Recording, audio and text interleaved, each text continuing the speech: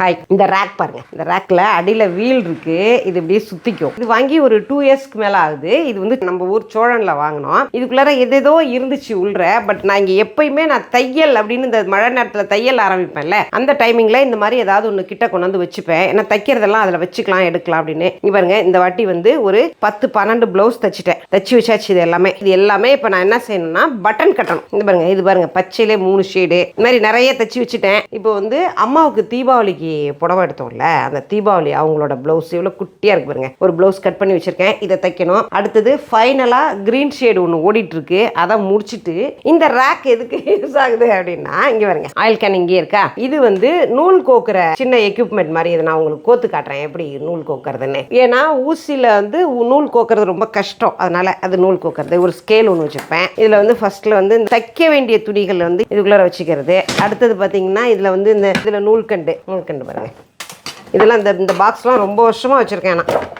பாருங்க, நூல்கண்டு. என்னோட ஷேட்ஸ் பார்த்தீங்களா, என்னோட அந்த ஷேடு ஃபுல்லாக ஒரே மாதிரி இருக்கும். க்ரீன் மட்டும்தான் வித்தியாசமாக இருக்கும். மற்றது எல்லாம் ப்ரௌனு, அந்த காவி, இந்த மாதிரியான ஷேட்ஸ் தான் இருக்கும். இந்த மாதிரி நூல்கண்டு நிறைய வச்சுருப்பேன். இதில் வந்து இந்த சின்ன லேசஸ் இதில் ஒரு பாக்ஸ் இருக்குது. இந்த பாக்ஸ் இப்போ தாங்க வாங்கினேன் ராயல் பிளாஸ்டிக்கில். இதில் கொஞ்சம் இந்த லேஸு, இது மாதிரி இந்த டபுள் சைட் செல்லோ டேப்பு, இது மாதிரி இந்த கொஞ்சம் இது வந்து பாபின்ஸ். இந்த வாட்டி நல்லா இருக்கு பாருங்க, நல்லா ஸ்ட்ராங்காக இருக்குது பாபின். இந்த மாதிரி கொஞ்சம் இந்த மாதிரி ஐட்டம்ஸு, ஊசி, நூல். இங்கே பாருங்க, இது வந்து தையலை பிரிக்கிறது. தப்பாக தைச்சிட்டோம் அப்படின்னாக்கா விட்டு பிரிச்சு ஈஸியா பிரிச்சு எடுக்கிறதுக்கான எக்யூப்மெண்ட் இது.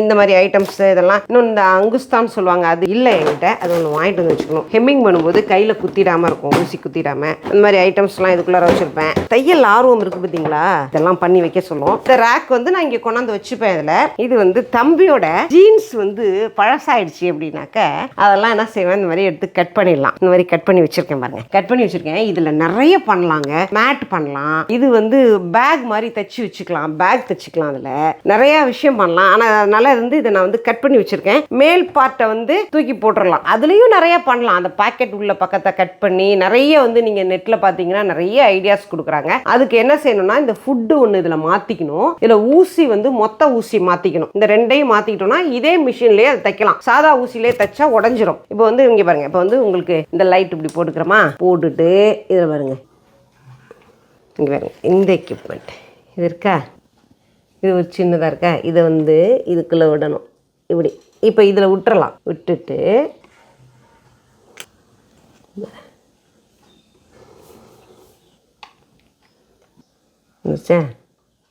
இது எப்படின்னாக்கா இது அதை விட இது ஈஸி.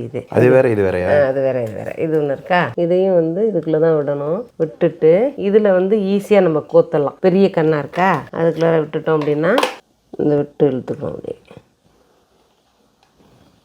இது ஃபஸ்ட்டு வெளியில் இதை இப்படி இழுத்துக்கிறோமா, இழுத்துக்கிட்டு இதை வந்து இப்படி இழுத்தணும். சரிக்கா, இது ஈஸி.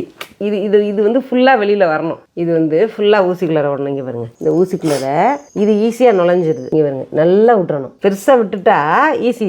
இதில் நல்லா அப்படி இழுத்துட்டு இங்கே பாருங்க, ரொம்ப ஈஸியாக ஊசி கோத்தரலாம். இந்த ஊசி கோக்கிறதுக்குன்னு ஒரு 2 எக்யூப்மெண்ட் இருக்குது. 2 எக்யூப்மெண்ட் வச்சுப்பேன். இது இந்த மாதிரி ஒரு தையல் மிஷின் அப்படிங்கிறது இதை ஆஃப் பண்ணிடுறேன். ஒரு வீட்டில் வந்து ஒரு தையல் மிஷின் கட்டாயமாக இருக்கணும். வீட்டில் இருக்கிற குடும்ப தலைவிக்கோ பெண் குழந்தைகளுக்கோ தையல்ங்கிறது ரொம்ப கட்டாயமா தெரிஞ்சிருக்கணும். ஒண்ணுமே இல்ல, திடீர்னு வெளில கிளம்புறோம், ஒரு பிளவுஸ் எடுக்கிறோம். இந்த மாதிரி ஒரு பிளவுஸ் எடுக்கிறோம் போட்டுக்கிறதுக்கு. எடுக்கும்போது இந்த இடத்துல ஒரு சின்னதா கிழிஞ்சிருக்கு அல்லது லூஸா இருக்கு, கொடன்னு இருக்கு, இடுப்பு வந்து லூஸா இருக்கு அப்படிங்கும்போது அதை போட்டுக்க முடியாது. நம்ம கிட்ட ஒரு தையல் மிஷின் இருந்ததுன்னா நம்ம என்ன செய்யலாம், ஒரு புடிச்சிடலாம். அந்த எக்ஸஸா இருக்கிற அளவை வந்து புடிச்சு டைட்டா போட்டு போயிடலாம். அதே மாதிரி ஒரு கிழிஞ்சு போயிடுது, உடனே நம்ம தச்சுக்கலாம். ஏன்னா இன்னைக்கு உள்ள ஒரு சிச்சுவேஷன்ல வெளியில வந்து எந்த டைலர்ஸும் வந்து உங்களுக்கு பழைய துணி தச்சு கொடுக்கறதே கிடையாது. இந்த கையை பிடிச்சி கொடுங்க, இடுப்பை பிடிச்சி கொடுங்கன்னா 30 ரூபா 40 ரூபா கேட்பாங்க. இல்லைனாக்கா என்ன 30 ரூபாயா அப்படின்னு கேட்டாக்க, இல்லைங்க நேரம் இல்லை எடுத்துட்டு போங்க அப்படின்னு சொல்லிடுவாங்க. இப்போ அதனால இந்த மாதிரி ஒரு மெஷின் இருந்தது அப்படின்னா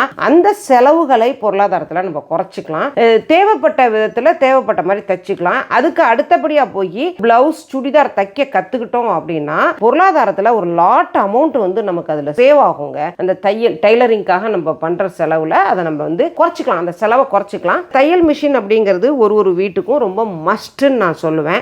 நான் வந்து என்னுடைய 14 வயதிலிருந்து நான் தைக்க ஆரம்பித்தேன். நான் 14 வயசில் தையல் கற்றுக்கிட்டேன். நான் அதுலேருந்து இத்தனை வருஷம் நான் அபவ் 50 ஆகுது எனக்கு. நான் இவ்வளோ நாள் நான் தைச்சிக்கிட்டே தான் இருக்கேங்க. அது மாதிரி தையல் மிஷின் உங்கள் வீட்லேயும் தையல் மிஷின்ஸ் இருக்கா? நான் வந்து புதுசாக ஒரு தையல் மிஷின் வாங்கலாம் அப்படின்னு சொல்லிட்டு இந்த டைலரிங் திங்ஸ்லாம் விற்கிறவர் இருக்கார் இல்லையா, அந்த கடையில் ரொம்ப வருஷமாக பழக்கம் நமக்கு. அவர்கிட்ட கேட்கும்போது என்ன மிஷின் தம்பி, இந்த மாடர்னாக இருக்க மிஷின் எது நல்லா இருக்கு வாங்கலாம் அப்படின்னு கேட்குறப்ப, நீங்கள் என்ன மிஷின்மா வச்சுருக்கீங்கன்னு. நான் என்கிட்ட 3 மிஷின் இருக்குப்பா, 3மே சூப்பர் மிஷின்மா, 3மே கொடுத்துறாதீங்க, வச்சுக்கிடுங்க, நீங்கள் புதுசாக ஆசைப்பட்டு வாங்கினா கூட இந்த மிஷின்ஸ் இருக்கட்டும் அப்படின்னு சொல்லி சொன்னார். அது மாதிரி நீங்கள் லேட்டஸ்ட்டாக உள்ள மிஷின், நியூ மாடலாக என்ன மிஷின் வச்சுருக்கீங்க அப்படிங்கிறத வந்து எனக்கு கமெண்ட்டில் சொல்லுங்கள். என்ன மிஷின் புதுசு வாங்கினா, மாடர்னாக வாங்கினா என்ன மிஷின் வாங்கலாம் அப்படிங்கிறதையும் சஜஷனில் வந்து சொல்லுங்கள்.